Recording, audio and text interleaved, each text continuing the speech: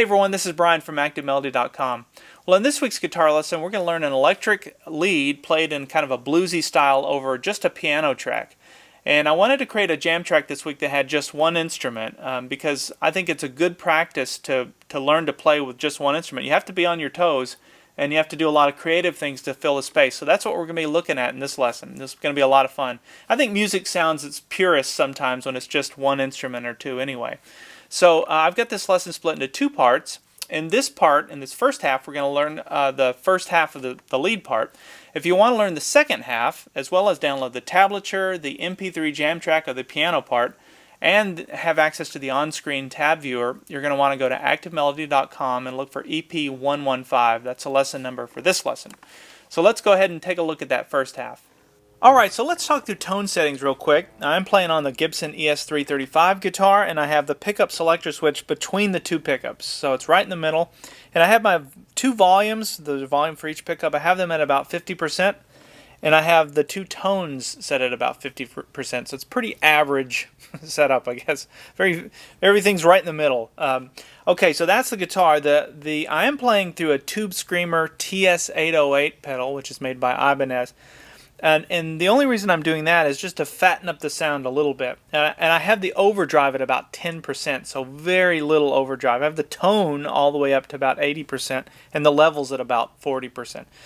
But again, the reason I'm using that Tube Screamer is it just, if you play straight clean channel right into the amp, to me, on some things, it can sound a little too tinny. And so it just depends on the effect you're going for, but I like to fatten up the sound a little bit. The only other thing I'm playing through is a TC Electronic flashback pedal to have a little bit of delay. You can hear that slapback delay, and that's nice for this. You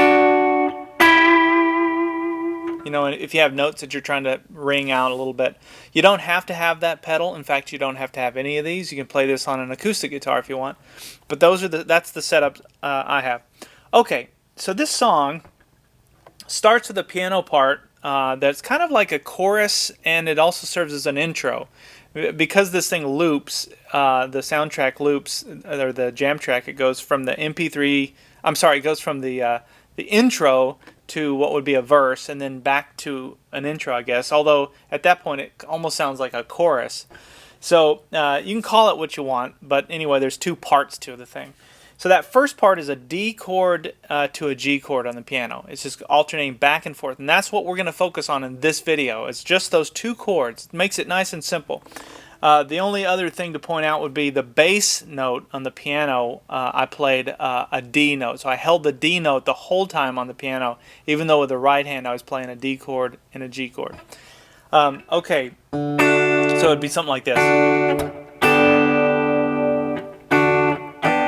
Okay, so now that you know that, let's talk about this first thing that I played, which was this. And where does that come from? That's going to be really what we're going to focus a lot of in this lesson, so that you can take these licks and you can improvise with them and you can use them in other things. That's what makes it exciting.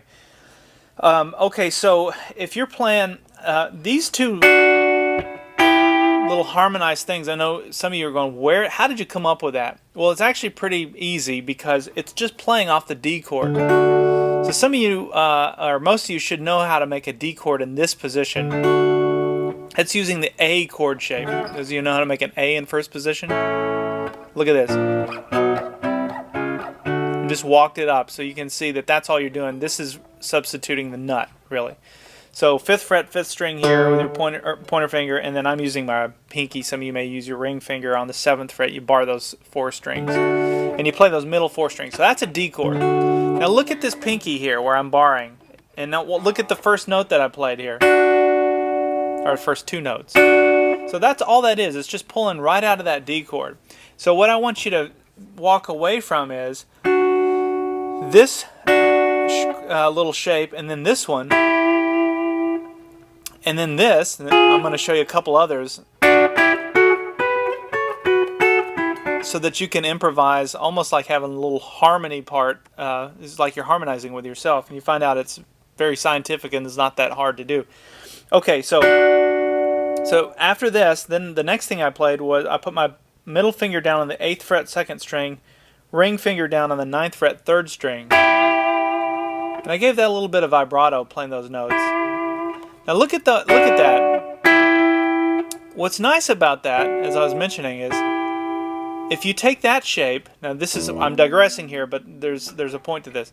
If you take that shape and you slide it up 2 frets. Now look at this. You have 3 notes.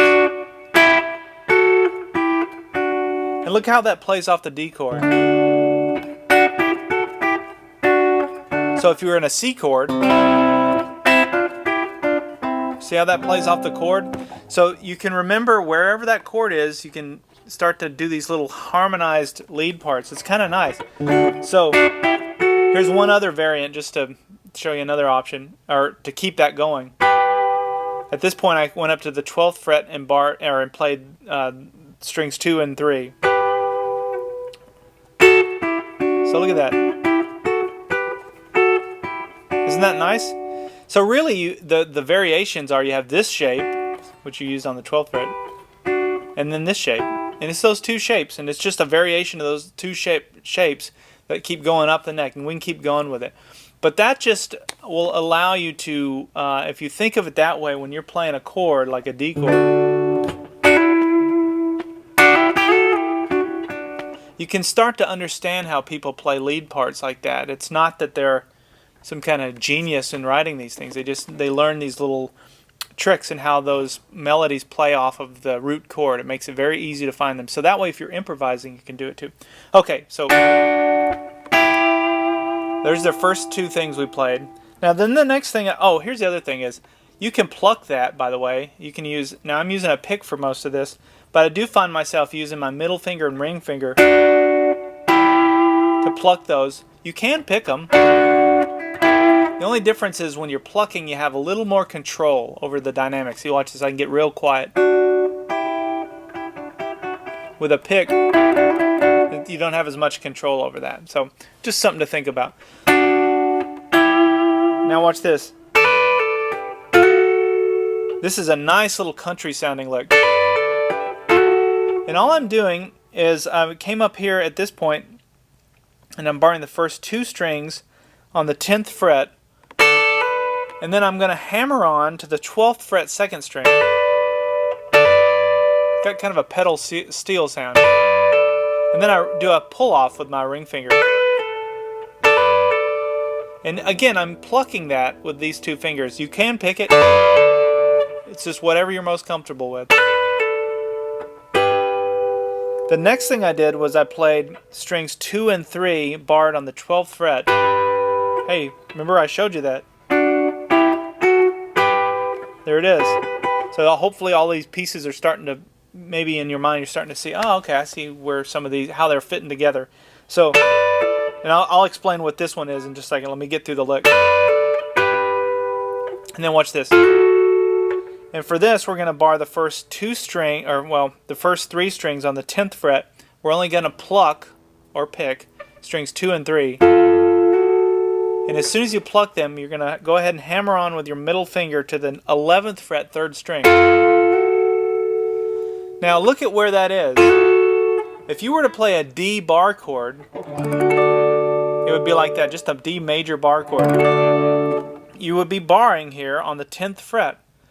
Well, so now we've learned this D chord and the little shape off of that, or the little lead off that. Now we have this chord shape, and you can do. So see how this plays off of that that bar chord?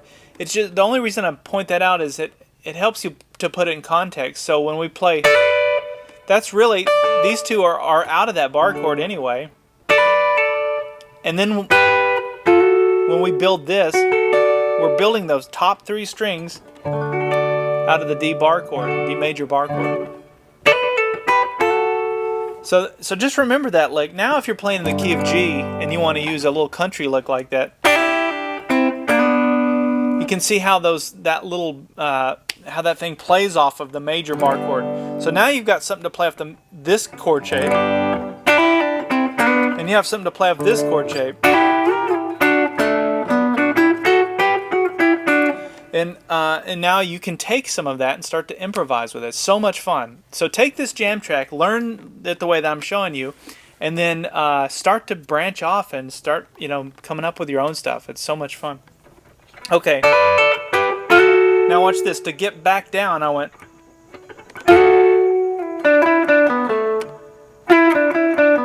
So it sounds more complicated than it is. I use my pick for this. So after I hammered on here to the 11th fret 3rd string, I just did a slide down to the 9th fret 3rd string,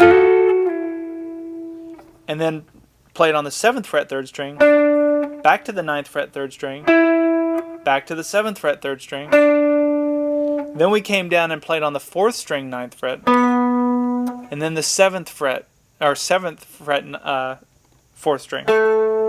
So when I do that slowly, it goes.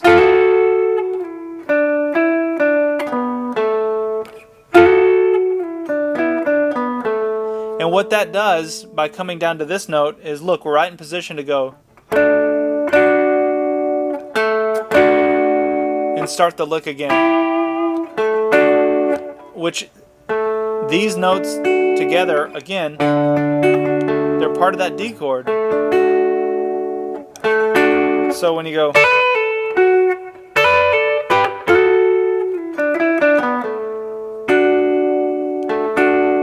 like that, you understand why that is. You're back to the D chord. Alright, so I forgot to mention how to count this in, or how to start this thing. So it comes in, it's very simple, right on the 1. So if we're counting it in, we go 1, 2, 3, 4, 1.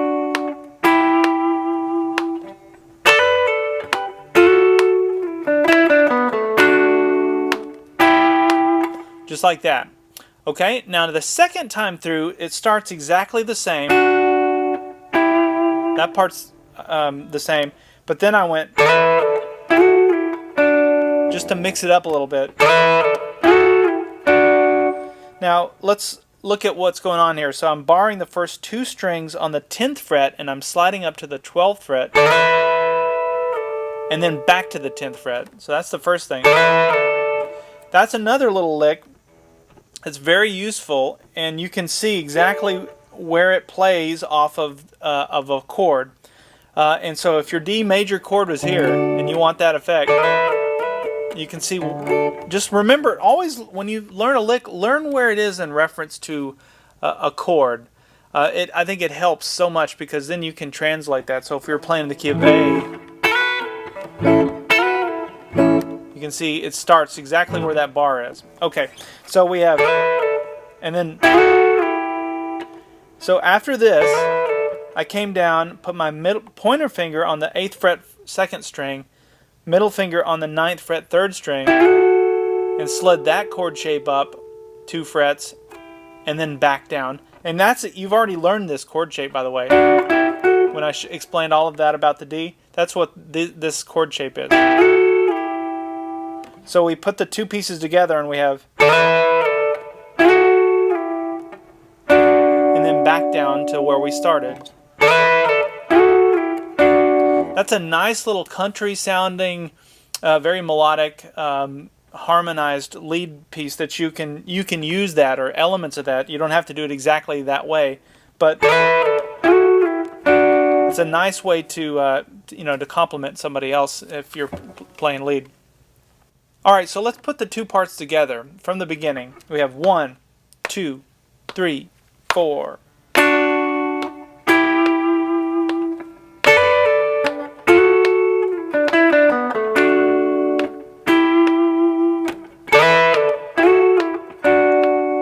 Now we're going to repeat. We're going to start it over again. And then what I did there was I just went from the 7th fret to the 9th fret on the 4th string with my pick. Then back up to that, the way we started it. There's those 2 notes again. And then this time through, I gave it a bluesy sounding little lead part that goes, which is a lot of fun. I'm sure a lot of you are going to like this. So let's look at that.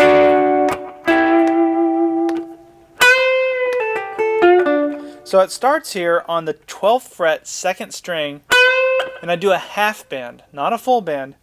And let's look at where we are. If we're playing the D minor pentatonic scale, well, we've already talked about this being the 10th fret would be our root fret because that's where our bar is.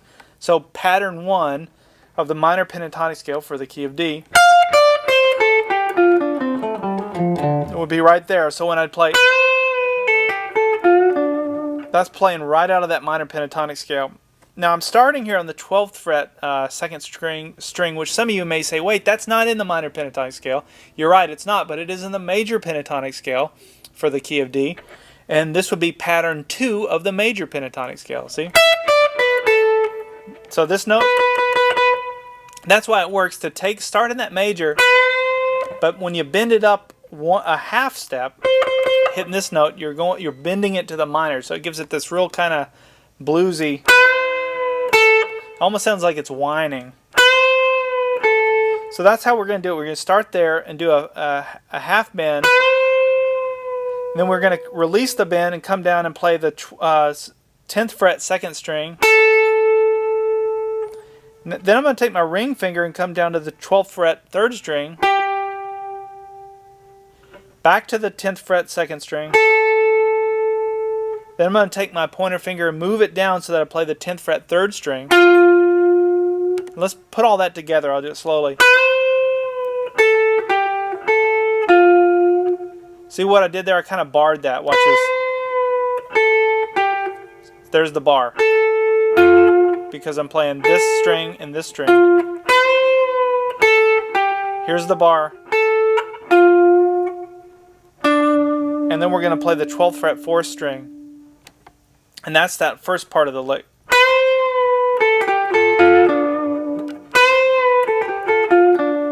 And then to kind of conclude it, I went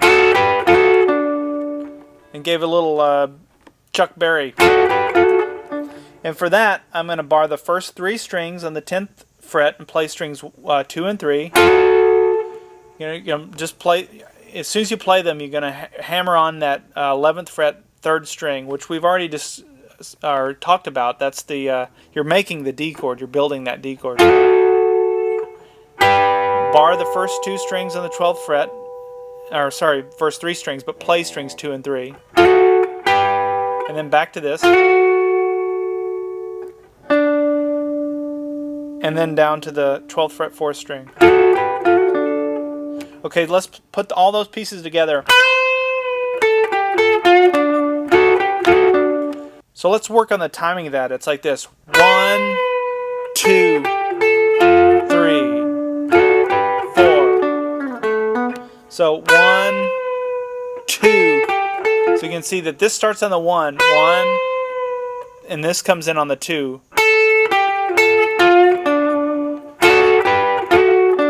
Now after you play that little, you're going to come down to the 7th fret 4th string, and then hammer onto the 9th fret 4th string, which puts you right back in position to play how we started it.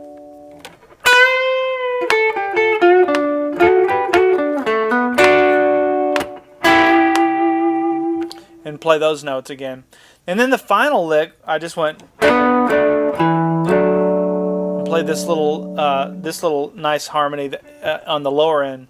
And the way that I play that is, look at how this plays off of, remember this is on this side of the D chord. Here's your D chord. So when you're going to go ahead and bar the first 4 strings there on the 7th fret and play strings 4 and 3, you're going to hammer on to the 9th fret on the 4th string, even though you're playing those 2 strings. And then you're going to remove it and play strings 4 and 3 barred on the 7th fret. Now watch this. Now you're going to move your bar up 1 more string, so you're going to play that. You're going to grab that 5th string, and you're going to play strings 5 and 4, and go ahead and bar, or not bar, but hammer on to the 9th fret 5th string. So you have. What's nice about what I just showed you there with these is look how they play off that D chord. So if this is your D chord, just imagine this is sort of the fence. Now we're on this side of the fence, but you've got these licks up here that you just learned. Now you've got some of these. So you got all these little variations now off of that chord shape.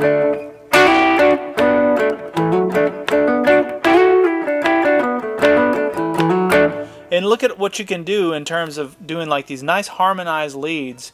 And it's all just in reference of where you are with the chord. It makes it very easy. So I hope that some light bulbs are going off for some of you in terms of getting ideas of how you can play some really nice filler licks.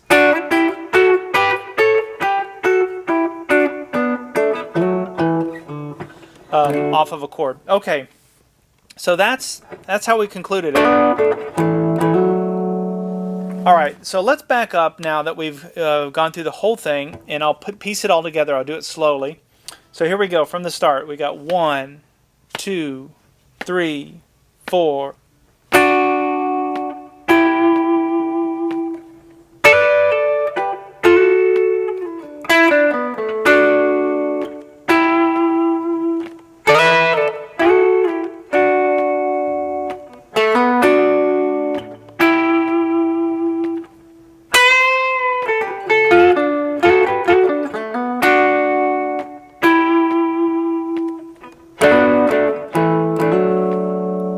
Isn't that nice? That works even on its own, even without a backing track, because you've got the harmonies going and it's defining where you are in space.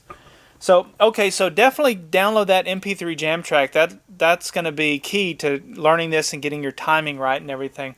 And that's really all we have in this first half. Now in the second half, we're going to learn the lead part, which are the single string notes, which would be played over the verse. So join us in part 2. And that's all we have this week. We will see you next week.